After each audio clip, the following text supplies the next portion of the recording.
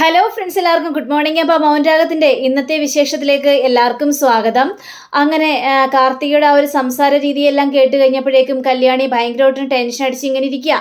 ആ സമയത്താണ് അതാ കിരൺ വരുന്നത്. കിരൺ കല്യാണി എന്ന് പറഞ്ഞിട്ട് വിളിക്കുകയാണ്. എന്താ കല്യാണി, എന്താ പ്രശ്നം എന്ന് ചോദിച്ചു കഴിഞ്ഞപ്പോഴേക്കും കിരണേട്ട കാർത്തികേച്ചിയെ വിളിച്ചത്. കാർത്തികേച്ചി വിളിച്ചു കഴിഞ്ഞപ്പോഴത്തേക്കും നമ്മൾ രണ്ടുപേരോടും അങ്ങോട്ട് ചെല്ലാനായിട്ട് പറഞ്ഞു. ഒരു അത്യാവശ്യ കാര്യം പറയാനുണ്ടെന്നാണ് കാർത്തികേച്ചി പറഞ്ഞത്. ചിലപ്പോൾ പ്രശ്നങ്ങളൊന്നും ഉണ്ടായിരിക്കില്ലെന്നേ, എവിടെയെങ്കിലും പോകാൻ വേണ്ടിയായിരിക്കും, വല്ല ടൂർ പോകാൻ. അപ്പം നമ്മളോട് യാത്ര പറയാൻ വേണ്ടിയായിരിക്കും അവൾ നമ്മളെ വിളിച്ചിട്ടുണ്ടാവുക. അല്ല, കാർത്തികേച്ചിയുടെ സംസാരത്തിൽ നല്ല ടെൻഷൻ ഉണ്ടായിരുന്നു, നല്ലൊരു പേടി ഉണ്ടായിരുന്നു. അതുകൊണ്ട് നിങ്ങളിങ്ങോട്ട് വാ, അതിനുശേഷം നമുക്ക് സംസാരിക്കാം എന്നാണ് കാർത്തികേച്ചിനോട് പറഞ്ഞത്. ഇത് കേട്ട് കഴിഞ്ഞപ്പോഴേക്കും കിരണൊരു ഡൗട്ട്. ഇനിയെങ്ങാനും എന്തെങ്കിലും കാര്യങ്ങൾ വല്ലതും അറിഞ്ഞിട്ടുണ്ടാവുമോ? ഇനിയിപ്പോൾ വല്ല സത്യങ്ങൾ വല്ലതും അറിഞ്ഞിട്ടുണ്ടാവുമോ എന്നൊക്കെ ചോദിച്ചപ്പോഴേക്കും അയ്യോ, എനിക്കാകെ പേടി തോന്നുന്നല്ലോ കിരണേട്ടാ. അങ്ങനെയാണെങ്കിൽ നമ്മൾ ഉടനെ തന്നെ അവിടെ ചെന്നേ മതിയാവുള്ളൂ. അവരെന്ത് സത്യമാണ് അറിഞ്ഞതെന്നൊന്നും പറയാനായിട്ട് പറ്റില്ലല്ലോ. അതുകൊണ്ട് നമുക്ക് ഉടനെ അങ്ങോട്ട് ചെല്ലാം. നീ ടെൻഷൻ ആവാതെ കല്യാണി, നമുക്ക് ഉടനെ ചെല്ലാം എന്നും പറഞ്ഞുകൊണ്ട് അവർ രണ്ടുപേരും അവിടെ നിന്ന് ഇറങ്ങാം. അപ്പോൾ അവർ രണ്ടുപേരും അവിടെ നിന്ന് ഇറങ്ങിക്കഴിഞ്ഞപ്പോഴേക്കും കാർത്തികയും അതേപോലെ തന്നെ ലക്ഷ്മിയും ഇവരെ കാത്തുകൊണ്ട് നിൽക്കുകയാണ്. അപ്പോഴാണ് വണ്ടി വന്ന് ഇവരിറങ്ങുന്നത്. അപ്പോൾ ഇവരാണെങ്കിൽ ചോദിക്കുകയാണ്, എന്താ കാർത്തികേ, എന്താ പ്രശ്നം? അല്ല, എന്താ പെട്ടെന്ന് കാണണമെന്ന് പറഞ്ഞത്, എന്താ കാര്യം എന്നൊക്കെ ചോദിക്കുകയാണ്. ചോദിച്ചു കഴിഞ്ഞപ്പോഴേക്കും അതെ, ഗംഗാപ്രസാദ് എവിടെ? അപ്പോൾ ഇവരങ്ങനെ ഞെട്ടിപ്പോവാണ്. ഗംഗാപ്രസാദ് എവിടെയെന്നാണ് വന്നപ്പോൾ തന്നെ ചോദിച്ചത്. ഞങ്ങളിങ്ങനെ ചോദിച്ചതിൻ്റെ അർത്ഥം നിങ്ങൾക്ക് മനസ്സിലാവുന്നില്ലല്ലേ? ഞാൻ കിരണിനോട് പല പ്രാവശ്യം ഈ കാര്യത്തെക്കുറിച്ച് ഞാൻ ചോദിച്ചിട്ടുണ്ട്. ആ കല്യാണ സമയത്ത് കിരൺ എവിടെ പോയതായിരുന്നു? ഒരു ചടങ്ങിലും കിരൺ പങ്കെടുത്തിട്ടില്ല. അപ്പോൾ കിരൺ എവിടെയായിരുന്നു മാറി നിന്നത്? അതെനിക്ക് വ്യക്തമായിട്ട് കാരണങ്ങൾ അറിഞ്ഞേ മതിയാവുള്ളൂ. കല്യാണി മോളും ഇതേപോലെ തന്നെ ചോദിച്ചിട്ടുള്ളതല്ലേ എന്ന് ലക്ഷ്മിയും ചോദിക്കുകയാണ്. അപ്പോഴൊക്കെ കിരൺ ഓരോ കാരണങ്ങളും പറഞ്ഞുകൊണ്ട് മാറി മാറി നിൽക്കുകയാണ് ചെയ്തത്. ഞാൻ ഗംഗാപ്രസാദിനെ അന്വേഷിക്കുകയാണ്, ഗംഗാപ്രസാദ് വരുന്നുണ്ടോ എന്ന് നോക്കുകയാണ്. അപ്പോഴും ഞങ്ങൾ ചോദിച്ചായിരുന്നു ഗംഗാപ്രസാദ് കല്യാണപ്പന്തലിൽ കയറിയോ എന്ന്. അപ്പോൾ കിരൺ പറഞ്ഞത് അങ്ങനെ ഒരു സംഭവം ഉണ്ടായിട്ടില്ല എന്നൊക്കെയാണ് കിരൺ ഞങ്ങളോട് പറഞ്ഞ് പരത്തിയത്. പക്ഷേ അങ്ങനെയല്ല ഇവിടെ നടന്നത് സംഭവങ്ങളെല്ലാം. ഇവിടെ പോലീസുകാർ വന്നിട്ടുണ്ടായിരുന്നു. പോലീസുകാർ ഞങ്ങളുടെ ഒരുപാട് ചോദ്യങ്ങളെല്ലാം ചോദിച്ചു. ഗംഗാപ്രസാദ് എവിടെ? ഗംഗാപ്രസാദിനെ നിങ്ങൾ എന്ത് ചെയ്തു? ഗംഗാപ്രസാദ് ആ ദിവസം കല്യാണപ്പന്തലിൽ വന്നില്ലായിരുന്നോ എന്നൊക്കെ ഞങ്ങളുടെ ഓരോ ചോദ്യങ്ങളും. ഞങ്ങൾക്ക് ഇതിനെക്കുറിച്ച് വല്ലതും അറിയോ? ഞങ്ങൾ കണ്ടിട്ടില്ല സാറേ, ഞങ്ങൾക്ക് ഇതിനെക്കുറിച്ച് ഒന്നും അറിയില്ല എന്നൊക്കെ പോലീസുകാരോട് പറഞ്ഞു കഴിഞ്ഞപ്പോഴേക്കും അവരെടുത്ത വൈക്കും ഒരു പെൻഡ്രൈവ് അങ്ങോട്ട് ഇട്ട് കാണിച്ചു തന്നു. പെൻഡ്രൈവ് ഇട്ട് കാണിച്ചപ്പോഴേക്കും അതിൽ ഗംഗാപ്രസാദ് കല്യാണ പന്തലിൽ കിടക്കുന്ന രംഗം കറക്റ്റായിട്ട് കാണാനായിട്ട് സാധിച്ചു കിരണേ. അതുകൊണ്ടാണ് ഞാൻ ചോദിക്കുന്നത്, കിരൺ ഗംഗാപ്രസാദിനെ എന്തെങ്കിലും ചെയ്തോ എന്നൊക്കെ ഇങ്ങനെ ചോദിക്കാം. അവൻ മരിച്ചാൽ ഏറ്റവും കൂടുതൽ സന്തോഷിക്കുന്നത് ഞങ്ങൾ തന്നെയാണ്. അപ്പോൾ കിരൺ അഥവാ എന്തെങ്കിലും ചെയ്തിട്ടുണ്ടെങ്കിൽ അത് ഞങ്ങളിൽ നിന്നും മറച്ചു വയ്ക്കേണ്ട യാതൊരു കാര്യമില്ല കിരണേ. അതുകൊണ്ട് തന്നെയാണ് ചോദിക്കുന്നത്, കിരണേ നീ എന്തെങ്കിലും ഗംഗാപ്രസാദിന് ചെയ്തോ? പോലീസുകാരുടെ മുന്നിൽ ഞങ്ങൾക്ക് എന്ത് മറുപടി ഇത് പറയണമെന്ന് അറിയാൻ പാടാത്തൊരവസ്ഥ നിൽക്കുകയായിരുന്നു. പക്ഷേ പോലീസുകാർക്കൊക്കെ കിരണേ നിന്നെയാണ് സംശയം എന്നൊക്കെ ഇങ്ങനെ പറയാ. അപ്പോൾ നമ്മുടെ കിരണാണെങ്കിൽ കല്യാണിയോട് ഇങ്ങനെ സംസാരിക്കണം. കല്യാണി, കാർത്തിക ചോദിക്കുന്ന ചോദ്യം കേട്ടില്ലേ? പോലീസുകാർ ചോദിക്കുന്നത് പോലെയാണ് കാർത്തിക എന്നോട് ചോദിക്കുന്നത്. നീ കേട്ടില്ലേ കല്യാണി? എന്താ വേണ്ടത് കല്യാണി? ഇവരുടെ മറുപടിക്ക് ഞാൻ ഉത്തരം നൽകണോ കല്യാണി എന്ന് ചോദിച്ചു കഴിഞ്ഞപ്പോഴേക്കും കല്യാണി പറയാ, കാർത്തികേച്ചിയോടും ലക്ഷ്മി ആൻറ്റിയോടും എന്തിനാണ് നുണ പറയുന്നത് കിരണേട്ടാ? അവരിൽ നിന്ന് ഇനിയൊന്നും മറച്ചു വെക്കണ്ട. ഉണ്ടായ കാര്യങ്ങൾ മുഴുവനും കിരണേട്ടൻ തുറന്നു പറഞ്ഞോ എന്നിങ്ങനെ പറഞ്ഞു കഴിഞ്ഞപ്പോഴേക്കും ഇവരാകെ ഞെട്ടിപ്പോവാണ്. ശരി കല്യാണി, നീ പറഞ്ഞത് കൊണ്ട് ഞാൻ ഇവരോട് സത്യങ്ങളെല്ലാം തുറന്നു പറയാം എന്നും പറഞ്ഞ് ആ കഥ അവിടെ പറയുകയാണ്.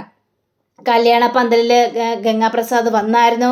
ആ സമയത്ത് കാർത്തികയെയും ദിലീപിനെയും വെടിവെക്കാൻ ഒരുങ്ങി അവനെ ഞാൻ ചവിട്ടി താഴെയിട്ടു. അങ്ങനെ ഒരുപാട് അടിപിടുത്തങ്ങൾ ഉണ്ടായി. അതിനുശേഷം ഞാൻ അവൻ്റെ ചങ്കിലിട്ട് തന്നെയാണ് ഇടിച്ചത്. അവൻ എൻ്റെ മുഖത്ത് മണ്ണുവാരിട്ട് രക്ഷപ്പെടുന്ന സമയത്ത് ഞാൻ അവൻ്റെ പിന്നാലെ ഓടി. പിന്നെ നോക്കി കഴിഞ്ഞപ്പോഴേക്കും അവൻ മരിച്ചു കിടക്കുന്ന നിലയിലാണ് കണ്ടത്. അങ്ങനെ അവനെ ഒരു പായയിൽ പൊതിഞ്ഞു കൊണ്ടുപോവുകയും അങ്ങനെ കുറേ സംഭവങ്ങളെല്ലാം അവിടെ പറയുകയാണ്. ഇത് കേട്ട കാർത്തികയും ലക്ഷ്മിയും ആകെ ഞെട്ടിപ്പോവുകയാണ്. ദൈവമേ, എന്തൊക്കെയാണ് കേൾക്കുന്നത്? അതെ അതെ കാർത്തികേ, ഗംഗാപ്രസാദ് ഇനി ഈ ഭൂമിയിലില്ല. അവനെ കൊണ്ടുള്ള ശല്യം അവസാനിച്ചു കാർത്തികേ. ഇത് കേട്ട കാർത്തിക കിരണിനോട് ഒരുപാട് നന്ദി പറയണം. കിരണേ, ഞാൻ എത്ര നന്ദി പറഞ്ഞാലും അത് ഒന്നും മതിയാവില്ല. കാരണം അത്രയും വലിയൊരു ഉപകാരമാണ് കിരൺ ഞങ്ങളോട് ചെയ്തിരിക്കുന്നത്. കാരണം ഞങ്ങളുടെ മുന്നിൽ ഭീഷണിയായിട്ട് നടന്നവരാണ് ഈ ഗംഗാപ്രസാദ്. അവനെയാണ് കിരൺ തീർത്തിയിരിക്കുന്നത്. പക്ഷേ എന്തുകൊണ്ട് ഞങ്ങളോട് ഈ കാര്യം പറഞ്ഞില്ല കിരൺ? ഞങ്ങളോടല്ലേ കാര്യങ്ങളെല്ലാം പറയേണ്ടത്? അവനെ തീർക്കാൻ വേണ്ടി നടക്കുന്നവനും അവന് ഭീഷണിയായിട്ട് നിൽക്കുന്നവരൊക്കെ ഞങ്ങളല്ലേ? അപ്പോൾ കല്യാണിയോട് പറയുന്നതിന് മുമ്പ് തന്നെ ഞങ്ങളോട് ഈ കാര്യങ്ങൾ പറയണമായിരുന്നു. അപ്പോൾ അങ്ങനെയാണെങ്കിൽ പോലീസുകാരുടെ മുന്നിൽ ഞങ്ങൾക്ക് തമ്പിട്ട് നിൽക്കേണ്ട ഒരു ആവശ്യം ആകില്ലായിരുന്നല്ലോ. ഇതിപ്പോൾ ഞങ്ങളെ വല്ലാതൊരു രീതിയിൽ നിങ്ങൾ വേർതിരിച്ച് കാണുന്നത് പോലെയല്ലേ കണ്ടത്. ഇതൊക്കെ കഴിഞ്ഞപ്പോഴേക്കും ഇല്ല കാർത്തികേ, അങ്ങനെ ഒരു കാര്യമൊന്നും അല്ല. ഈ കല്യാണമൊക്കെ നടക്കുന്ന ആ തിരക്കിലായിരുന്നില്ലേ, ആ സമയത്ത് നിങ്ങൾ എന്തിനാണ് വെറുതെ ടെൻഷൻ അടിപ്പിക്കുന്നത് എന്നൊക്കെ വിചാരിച്ചുകൊണ്ടാണ് അവിടെ ഗംഗാപ്രസാദ് വന്ന കാര്യങ്ങളൊന്നും പറയാതിരുന്നത്. അതുകൊണ്ട് മാത്രമാണെന്നും പറയാണ്. ഇത് കേട്ട കാർത്തിക, അല്ല എന്നിട്ട് ഗംഗാപ്രസാദിന് നിങ്ങൾ എന്ത് ചെയ്തു? അവൻ എവിടെ കൊണ്ടേ കളഞ്ഞു എന്നൊക്കെ ചോദിച്ചപ്പോഴേക്കും അവൻ എൻ്റെ വീട്ടിൽ തന്നെയുണ്ട്. ഇത് കേട്ടപ്പോഴേക്കും വീട്ടിൽ തന്നെ ഉണ്ടെന്നോ? അതെ, എൻ്റെ വീട്ടിൻ്റെ മുറ്റത്താണ് അവനെ കുഴിച്ചിട്ടിരിക്കുന്നത്. അവിടെ ഒരു തെങ്ങും തൈയും നട്ടു. അങ്ങനെ നമ്മുടെ കല്യാണിയും പറയാണ്, അതെ, വേല് തന്നെയാണ് ആ തെങ്ങിൻ തൈ നട്ടത്. പക്ഷെ അപ്പോഴേക്കും കിരൺ, പക്ഷേ ആ തെങ്ങ് വളർന്നു വലുതായി വരുമ്പോഴേക്കും അത് വെട്ടി മാറ്റണം. അതിൽ അവൻ്റെ വളം കൊണ്ടുണ്ടാകുന്ന തേങ്ങ പോലും കഴിക്കാൻ പാടില്ലാത്തൊരവസ്ഥയാണ്. അതുകൊണ്ട് ആ ഒരു തേങ്ങയിൽ പോലും ഉണ്ടാകും അവൻ്റെ കൊടിയ വിഷം. അതുകൊണ്ട് ആ തെങ്ങ് വെട്ടിക്കളയണമെന്ന് പറയാം. അപ്പോൾ നമ്മുടെ കാർത്തിക നല്ലൊരു മറുപടിയും കൊടുക്കുകയാണ്. ഈ ചില അമ്മമാർ പറയുമല്ലോ, കഷ്ടപ്പെട്ട് ഇവനെയൊക്കെ വളർത്തി വലുതാക്കി തെറ്റായ രീതിയിൽ പോയി കഴിയുമ്പോഴേക്കും ഇവനെയൊക്കെ വളർത്തി വലുതാക്കുന്ന നേരം കൊണ്ട് ഒരു തെങ്ങും തൈ നട്ടാൽ മതിയായിരുന്നു. അതെ, അതേപോലെ തന്നെയാണ് ഇവിടെയും സംഭവിച്ചിരിക്കുന്നത്. അവന് പകരം ഒരു തെങ്ങും തൈ, അത്രേ മാത്രമേ ഉള്ളെന്നൊക്കെ കല്യാണിയും പറയാണ്. അപ്പോഴേക്കും കാർത്തികയ്ക്കാണെങ്കിൽ തല പെരുപെരുത്ത് കയറുകയാണ്. എന്നാലും കിരണേ, ഇങ്ങനൊരു അവസ്ഥയൊക്കെ ഉണ്ടായല്ലോ. എനിക്കിപ്പോഴത് വിശ്വസിക്കാനായിട്ട് പറ്റുന്നില്ല. പക്ഷേ ഇനി ഗംഗാപ്രസാദിൻ്റെ ശല്യമൊന്നും ഉണ്ടാവില്ലല്ലോ. പക്ഷെ കിരണേ, ഞങ്ങൾക്ക് നിന്റെ കാര്യത്തെക്കുറിച്ച് ഓർത്തിട്ട് ആകെ പേടി തോന്നുന്നു കിരണേ. നിന്നെ പോലീസുകാർ അറസ്റ്റ് ചെയ്യില്ലേ? എപ്പോഴേക്കും ചെയ്യട്ടേന്നേ. കേസ് അന്വേഷണം വന്നു കഴിഞ്ഞിട്ടുണ്ടെങ്കിൽ ഞാനാണ് പ്രതി എന്ന് മനസ്സിലാകും. അപ്പോൾ പോലീസ് അറസ്റ്റൊക്കെ ഉണ്ടാകും. അത് സ്വാഭാവിക കാര്യങ്ങൾ തന്നെയാണ് കിരണേ. അങ്ങനെയൊന്നും പറയരുത് കിരണേ. നീ കല്യാണിയുടെ കാര്യമൊന്ന് ആലോചിച്ച് നോക്കിക്കണ്ടേ. കല്യാണിക്ക് നീ ഇല്ലാതെ ജീവിക്കാനായിട്ട് പറ്റില്ല. നീ ഇല്ലാതെ ഒരു നിമിഷം പോയി നിൽക്കാനായിട്ട് പറ്റില്ല. അപ്പം കല്യാണിയുടെ കാര്യം ഒന്ന് ആലോചിച്ച് നോക്കി കിരണേ എന്ന് ലക്ഷ്മി ചോദിക്കുകയാണ്. അവളെ ഇതിനേക്കാളും വലിയ കഷ്ടത്തിലും ദുരന്തത്തിലും ഒക്കെ വളർന്നു വന്ന ഒരു പെൺകുട്ടിയാണ്. അതുകൊണ്ട് ഇതൊക്കെ നിസ്സാരമായിട്ട് അവൾക്കത് സഹിക്കാനായിട്ട് പറ്റും. ഒന്ന് കിരണേ. അതൊക്കെ കിരണിൻ്റെ വെറും തോന്നൽ മാത്രമാണ്. പാവം കല്യാണി, അവള് അമ്മ മരിച്ചതിൻ്റെ ആ ഒരു ഷോക്കിൽ നിന്ന് പോലും ഇപ്പോഴും മാറിയിട്ടില്ല. അപ്പോൾ നിനക്കും കൂടി ഇങ്ങനൊരു അവസ്ഥ വന്നു കഴിഞ്ഞിട്ടുണ്ടെങ്കിൽ കല്യാണിക്ക് അത് താങ്ങാൻ പോലും പറ്റാത്തൊരവസ്ഥയാണ്. അവൾക്ക് പിന്നെ കൂട്ടിനോ സപ്പോർട്ടിനോ ആരെങ്കിലും ഉണ്ടാവോ കിരൺ എന്നൊക്കെ ചോദിക്കുകയാണ്. അപ്പോൾ ലക്ഷ്മി ആണെങ്കിൽ കിരൺ, നീ പേടിക്കണ്ട. എത്ര പണം വാരി എറിഞ്ഞിട്ടാണെങ്കിലും നിന്നെ ഞങ്ങൾ പുറത്തിറക്കും.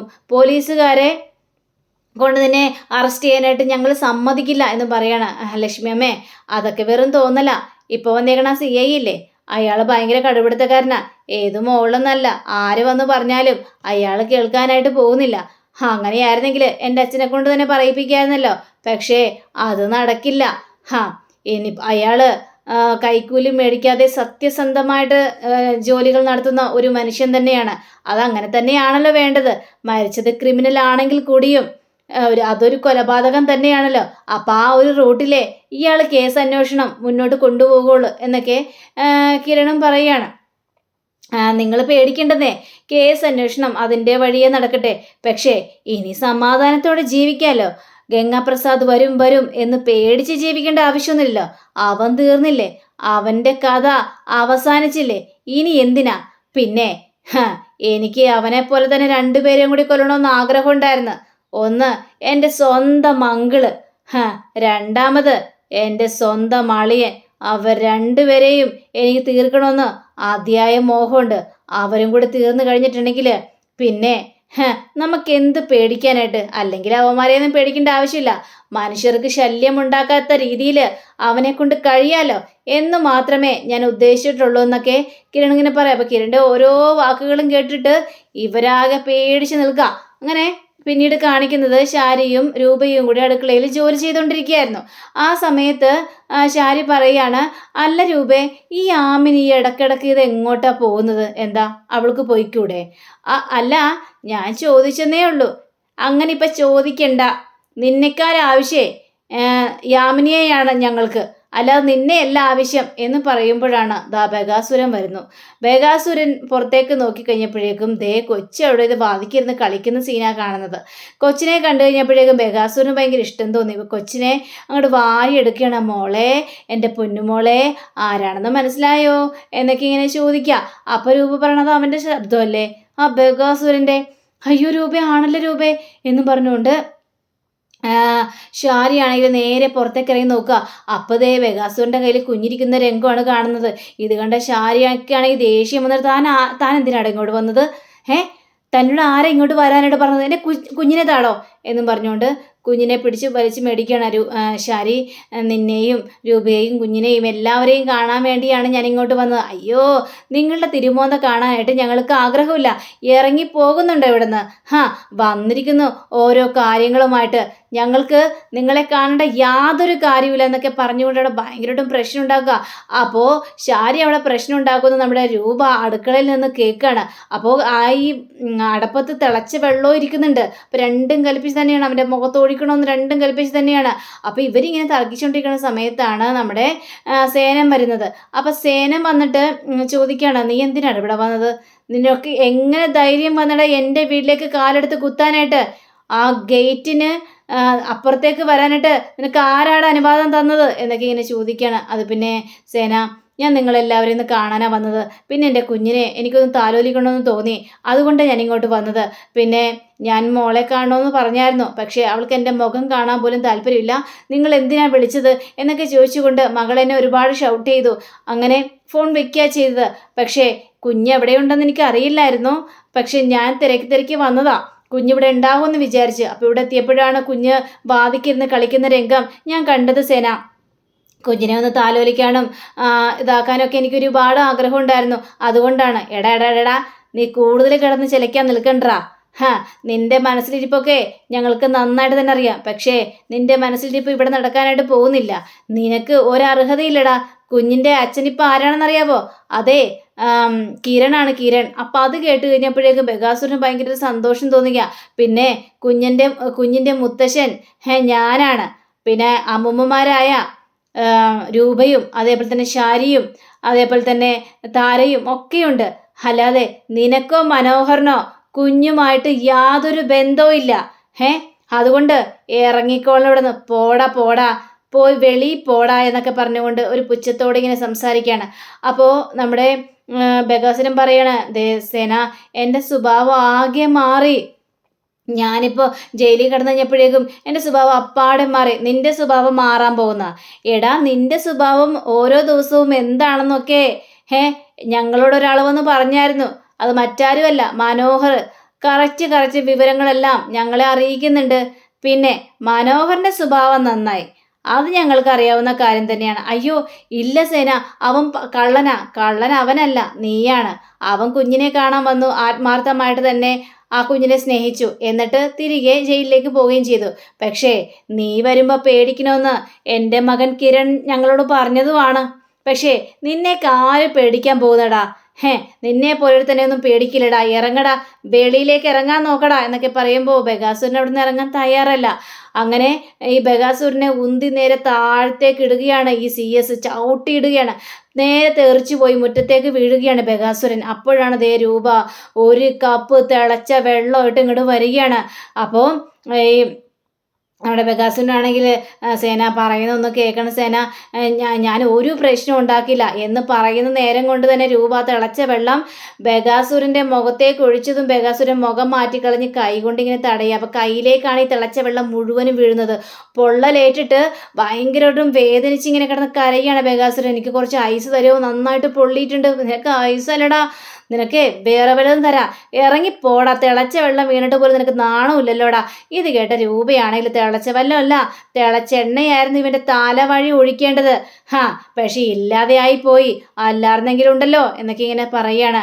രൂപേ, നീ എന്തിനാ രൂപേ എന്നോട് ഇങ്ങനെ ഇങ്ങനെ കിടന്ന് പെരുമാറുന്നത്? അതിന് മാത്രം ഞാൻ ഒരു തെറ്റും ചെയ്തിട്ടില്ല. നീ ഒരു തെറ്റും ചെയ്തിട്ടില്ലടാ. നിന്നെ കൺമുന്നിൽ കണ്ടുപോകരുത്. നിന്നെ പോലൊരു ക്രൂര മൃഗത്തിനെ ഞാൻ ഇതുവരെയും കണ്ടിട്ടില്ല. മറ്റുള്ളവരുടെ ജീവിതം നശിപ്പിക്കാൻ വേണ്ടി വന്നവൻ, ഇറങ്ങിപ്പോയിക്കോള നീയ. അല്ലെങ്കിലുണ്ടല്ലോ ഇനി ഞാൻ തിളച്ച എണ്ണ എടുത്തുകൊണ്ട് വരും. പറഞ്ഞതുപോലെ തന്നെ നിന്റെ മുഖത്തേക്ക് തന്നെ ഞാൻ ഒഴിക്കും എന്ന് പറയാ. അങ്ങനെ ബഗാസുരനോട് വീണ്ടും വീണ്ടും ഇറങ്ങി പോകാനായിട്ട് പറയണം. അപ്പോൾ ബഗാസുരൻ ഇങ്ങനെ ചിന്തിക്കുകയാണ്, നിങ്ങളുടെ നെഞ്ചിന്നൊക്കെ ചോര പൊടിയുന്നത് ഞാൻ കാണും. നീ എന്താണ് ആലോചിക്കുന്നത്? ഇറങ്ങിപ്പോടാ. അങ്ങനെ ഗേറ്റിന് പുറത്തേക്ക് പോവുകയാണ്. അപ്പോഴേക്കും രൂപ ശാരിയോട് പറയണം, ശാരി, ഈ പ്രവൃത്തികൾ നീയായിരുന്നു ചെയ്യേണ്ടത്, ഞാനല്ലായിരുന്നു. ദേ, ഞാൻ വരുമ്പോഴേ കുഞ്ഞിനെ എടുത്തുകൊണ്ട് വെച്ചോണ്ടിരിക്കുകയായിരുന്നു. ആ കുഞ്ഞിനെ തട്ടിപ്പറിച്ച് മേടിക്കുകയായിരുന്നു ഞാൻ. അല്ലാതെങ്കിലേ രൂപ ചെയ്ത ഈ പ്രവൃത്തി ഞാൻ തന്നെയായിരുന്നു ചെയ്യേണ്ടിയിരുന്നത് എന്നൊക്കെ പറയാണ്. രൂപേ, നിനക്ക് അവൻ്റെ മുഖത്തേക്ക് തന്നെ ഒഴിക്കായിരുന്നില്ലേ? അങ്ങനെയായിരുന്നെങ്കിൽ അവൻ്റെ മുഖം പൊള്ളിപ്പോയായിരുന്നല്ലോ എന്ന് സേനം പറയാണ്. ചന്ദ്രേട്ടാ, അങ്ങനെ തന്നെയാണ് ഞാൻ ഒഴിച്ചത്. പക്ഷെ അപ്പോഴേക്കും അവൻ മുഖം മാറ്റി കളഞ്ഞു, അതുകൊണ്ടാണ് കയ്യിൽ വീണത് എന്നൊക്കെ പറയാ. ഏതായാലും ഇനി അവൻ്റെ ശല്യം ഉണ്ടാകരുത്. ഇനി അവൻ വന്നു കഴിഞ്ഞാൽ ഉറപ്പായിട്ടും ഞാൻ അവൻ്റെ മുഖത്തേക്ക് തിളച്ച എണ്ണ ഒഴിക്കും. അത് ഉറപ്പുള്ള കാര്യം തന്നെയാണെന്നൊക്കെ അവിടെ സംസാരിക്കുകയാണ്. അപ്പോൾ അങ്ങനെയും കാണിച്ചുകൊണ്ടാണ് നമ്മുടെ ഇന്നത്തെ റിവ്യൂ ഇവിടെ അവസാനിച്ചിരിക്കുന്നത്. അടുത്ത റിവ്യൂവിനായി കാത്തിരിക്കുക, സബ്സ്ക്രൈബ് ചെയ്യുക. എല്ലാവർക്കും നല്ലൊരു ദിനം ആശംസിച്ചുകൊണ്ട് തന്നെ നമസ്കാരം. Thank you. സീഗിൻ. Bye bye.